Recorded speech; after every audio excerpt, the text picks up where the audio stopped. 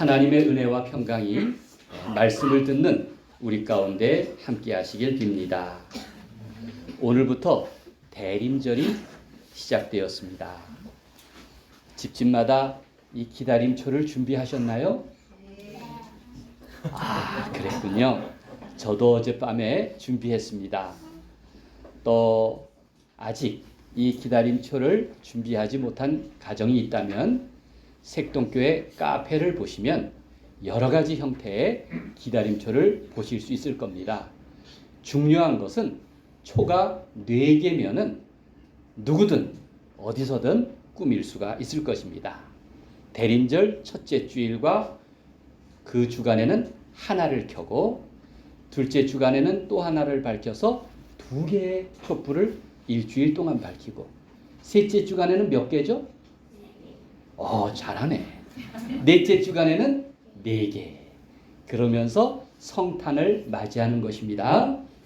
자, 대림절에는 2가지 의미가 있습니다. 하나는 예수님의 탄생, 성탄을 축하하고 기념하는 시간이고, 또 하나는 약속하신 대로 다시 오실 주님을 기다리는 것입니다. 그래서 대림절을 성심성의껏 우리가 지키면서 기다림으로 또 기쁨으로 맞이합니다.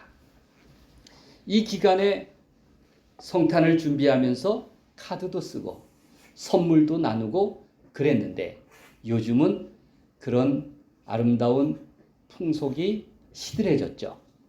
그래도 성탄 카드를 쓰는 일은 얼마나 소중한 일입니까? 기대감이 없는 기다림은 없기 때문입니다. 기대감이 없다면 그 기다림은 얼마나 지루할까요? 기다림은 우리에게 희망을 갖게 하고 또 새로 살아갈 수 있는 힘을 줍니다.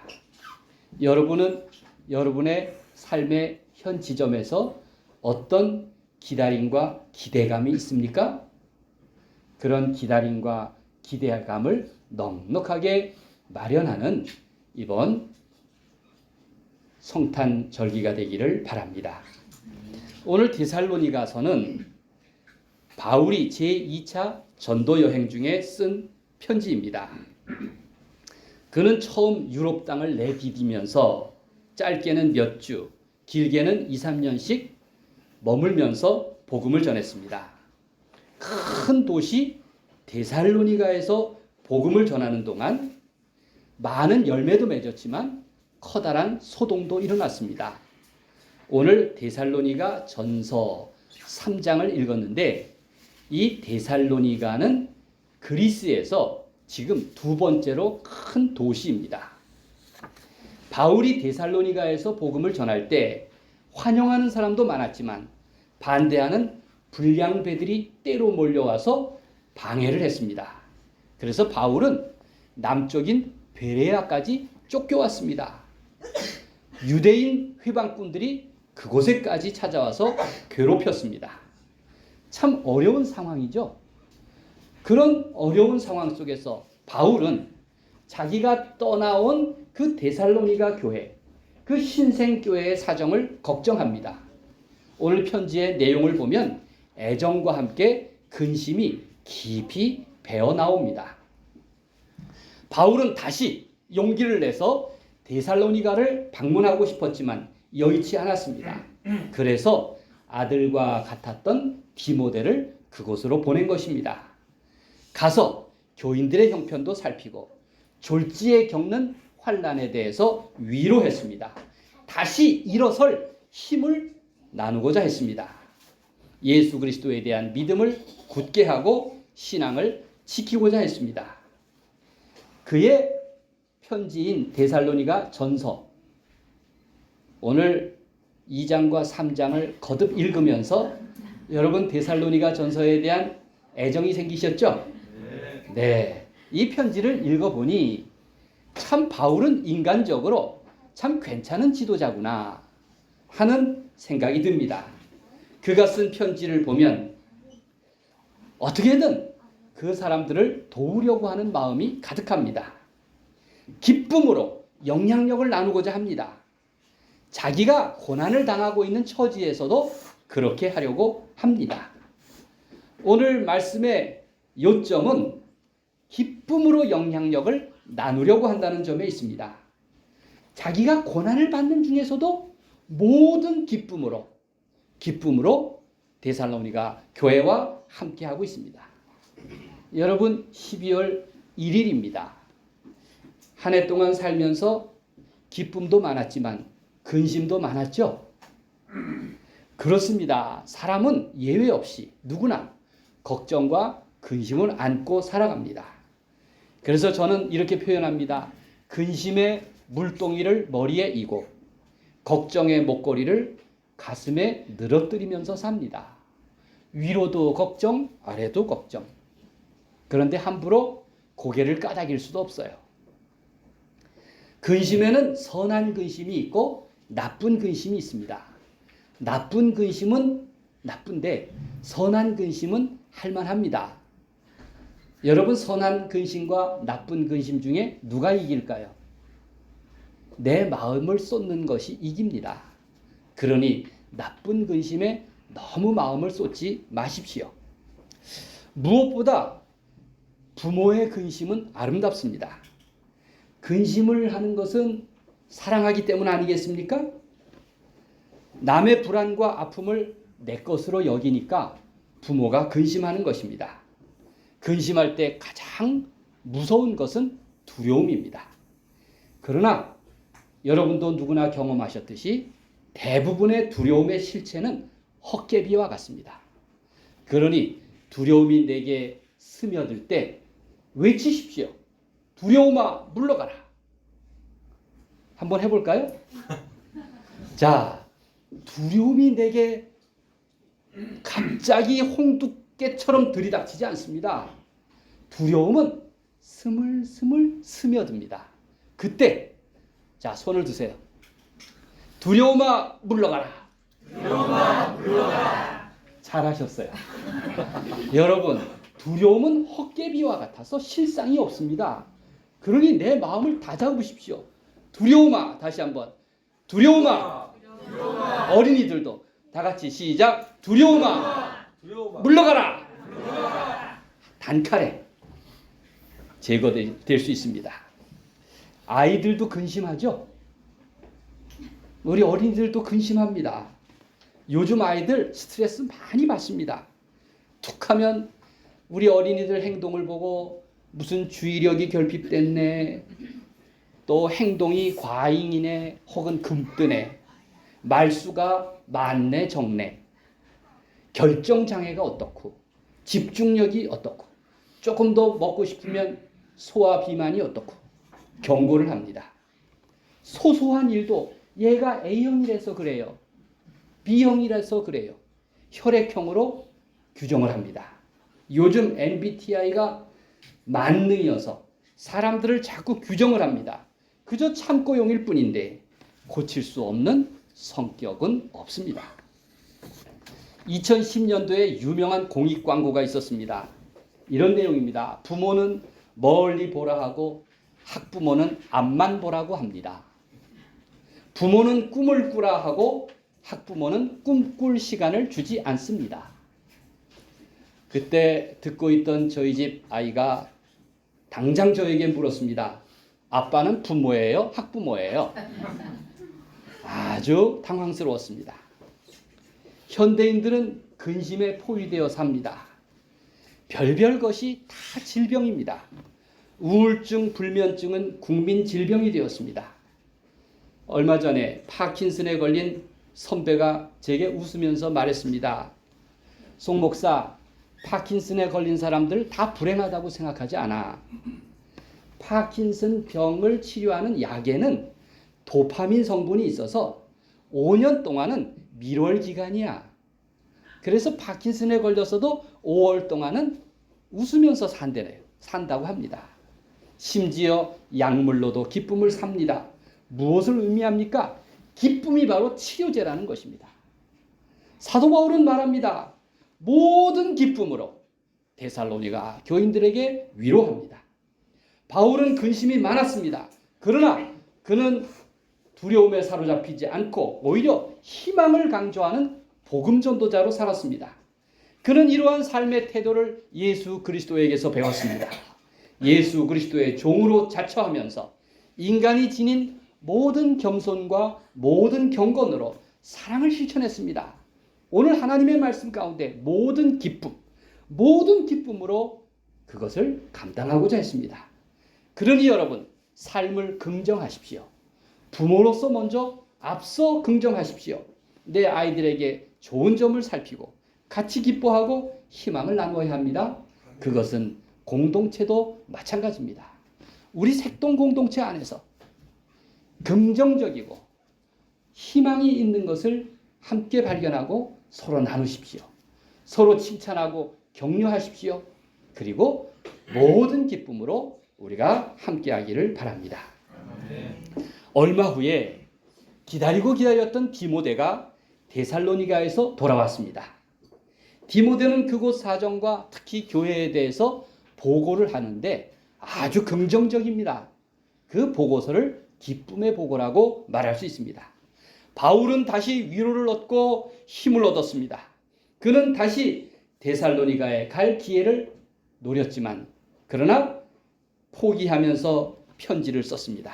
이것이 오늘 읽은 데살로니가 교회에 보낸 첫 번째 편지입니다. 바울은 자신의 감사의 마음을 이렇게 표현합니다. 9절 말씀을 함께 읽겠습니다. 우리가 우리 하나님 앞에서 시작. 우리가 우리 하나님 앞에서 너희로 말미암아 모든 기쁨으로 기뻐하니 너희를 위하여 능히 어떠한 감사로 하나님께 보답할까. 모든 기쁨으로 기뻐하니. 바울의 전도 여행은 지금 돌아보면 가는 곳마다 성공을 거둔 것 같지만 그 성공의 이면에는 많은 실패가 있었습니다. 바울은 데살로니가로 피해서 3주일 동안 머물며 유대인 회당에서 복음을 전할 때 큰 호응도 얻었지만 그러나 유대인들의 시기를 받아서 한밤중에 도망을 쳐야 했습니다. 바울의 편지에 나타난 그의 기록을 보면 빌립보든 데살로니가든 아니면 베레아와 아테네에 이르기까지 그의 행적은 결코 성공한 사람이라고 보기 어려웠습니다. 헌신에 비해서 열매가 적었습니다. 그러나 바울은 단 한 번도 낙심하거나 주저앉지 않았습니다. 그가 설교할 때 회방을 받고 모함을 듣고 심지어 감옥에 갇히며 굶주림에 시달렸지만 결코 주저앉지도 않았습니다. 그는 도전을 쉬지 않았습니다. 오히려 그는 더욱 최선을 다합니다. 오늘 본문에서 가장 강조된 단어는 바로 모든입니다. 모든 기쁨, 모든 사람을 증언합니다. 자기 마음에 드는 일만 하고 자기 마음에 드는 사람과만 같이 하고 나머지는 포기하는 것이 아닙니다. 모든 기쁨으로 모든 사람과 모든 사랑을 나눕니다. 사람을 구분하지 않고 편애하지 않으며 모든 성도를 강조합니다. 이렇게 바울은 데살로니가 교회에서의 실패를 반복하지 않으려고 노력합니다. 바울이 간절히 그곳에 다시 가기 원하는 것은 그들에게 부족한 믿음을 채워서 보충하려고 하는 것이었습니다. 10절 말씀을 계속 읽겠습니다. 주야로 심히 간구함은 시작. 주야로 심히 간구함은 너의 얼굴을 보고 너희 믿음이 부족한 것을 보충하게 하려 함이라. 그는 데살로니가 교회와 겪었던 시련을 잊지 않습니다. 그리고 든든한 연대감과 사랑으로 편지를 보내면서 격려하고 있습니다. 그 핵심이 무엇입니까? 기쁨과 희망으로. 기쁨으로 예수의 언약이 실현될 날을 기다리며 살라는 것입니다. 바울은 자기처럼 데살로니가 교회도 다시 오실 주님에 대한 기대와 희망을 잃지 않고 살기를 기대합니다. 13절 말씀을 계속 읽겠습니다. 우리 주 예수께서 시작. 우리 주 예수께서 그의 모든 성도와 함께 강림하실 때에 하나님 우리 아버지 앞에서 거룩함이 흠이 없게 하시기를 원하노라. 아멘. 기다림은 하나님의 시간을 경험하는 것입니다. 대림절은 바로 그런 기다림, 그리고 그리움, 목마름의 계절인 것입니다. 이제 우리가 맞이할 첫 성탄은 하나님이 개입하신 시간이었습니다. 예수님의 강림을 기다리는 두 번째 성탄도 하나님이 반드시 개입하실 줄로 믿습니다. 그러기에 바울은 기다림 속에서 사랑과 기쁨을 전념시키고 일상화하라고 부탁하고 있습니다. 여러분, 우리가 말하는 기쁨, 또 오늘 모든 사랑, 그리고 평화는 성령의 열매 목록 중에서 첫 번째, 두 번째, 세 번째 아닙니까? 사랑과 기쁨과 화평과. 이 모든 감사의 언어는 바로 우리 그리스도인들의 언어입니다. 세상에서 가장 평범한 단어들이지만 예수님이 가장 손꼽아 강조하신 것 아닙니까? 그래서 우리는 늘 주님의 평화로 인사하고 오늘 대림절 임례송도 평화의 하나님을 찬양합니다. 대림절입니다. 대림절은 세상에서 부족하고 갈급한 사람들을 위한 절기입니다. 기다리고 그리워하고 목말라 하는 사람들의 명절입니다. 마치 빈 구유가 아기 예수를 맞이하듯 내 안에 보금자리를 준비해서 새 희망을 예비하는 때입니다. 요즘 우리 시대는 얼마나 불안합니까? 또 얼마나 암울합니까? 시절이 하수상하다고 합니다. 그러나 이 대림절은 내 마음을 따뜻한 둥지로, 내 삶을 기쁨의 둥지로, 우리 공동체와 우리 사회의 희망을 예비하는 계절일 것입니다. 하나님이 나와 함께 하심을 기대하며 우리를 찾아오실 주님을 위해서 따뜻한 보금자리를 장만하는 우리 모두가 되시기를 바랍니다. 그것은 바로 주님이 머무실 자리이고 환대의 자리일 것입니다. 제가 예전에 어느 출판사를 방문했다가 그곳에서 기획 일을 하는 젊은 여성과 잠깐 대화를 나눈 일이 있습니다. 그 사무실의 사장님이 직원들에게 저를 소개하니까 그 젊은 여성이 깜짝 놀랍니다.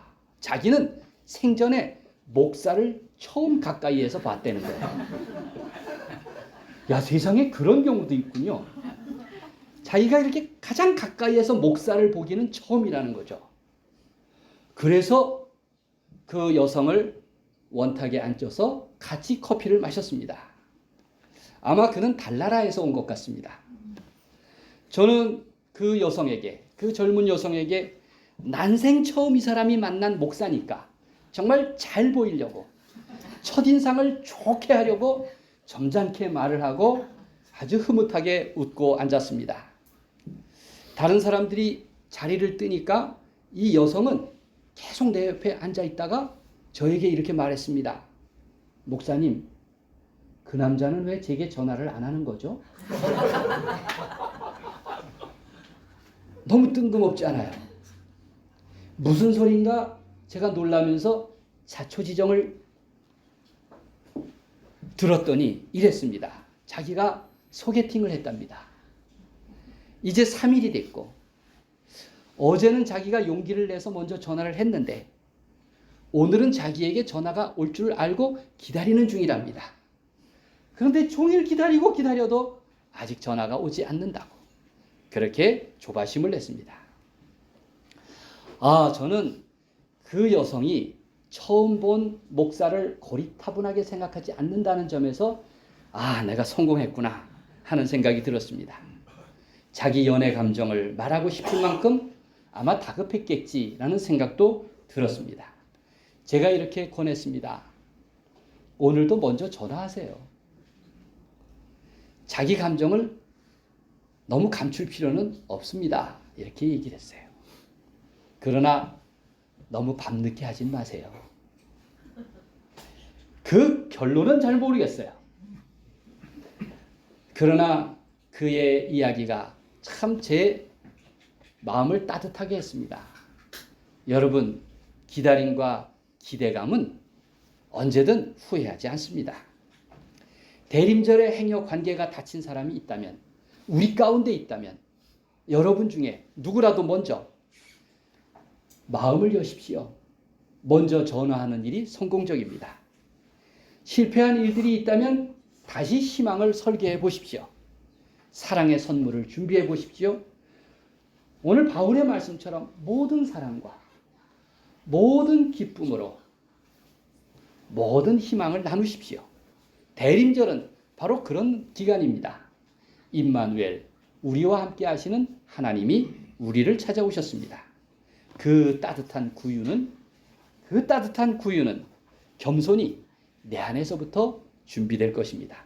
우리와 함께 하시는 하나님에 대한 기다림이 대림절을 맞이하는 우리 색동가족 모두와 기쁨으로 함께 하시기를 우리 주님의 이름으로 간절히 축원드립니다. 아멘.